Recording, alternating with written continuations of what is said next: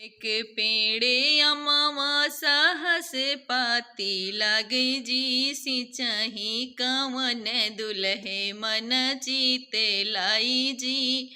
सिंचही कवन दुल्हे मन चीते लाई जी। वहाँ दुल्हन देई करथी विचार जी, एक पेड़े अमावासा हस पाती लागी जी। उहवा दुल्हन देई करैया स्नान जी, उहवा दुल्हे रामा चुनरी लीहे ठाढ़े जी। एक पेड़े अमावासा हस पाती लागी जी, सिंचही कवन दुल्हे मन चीते लाई जी।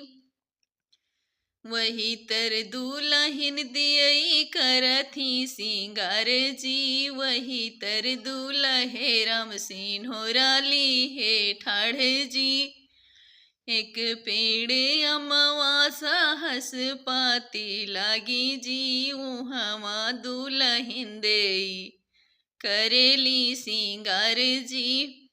उहवा दुल्हन देई चिठिया जे लिखै जी, बचही दुल्हे रामा मन चीत लाई जी।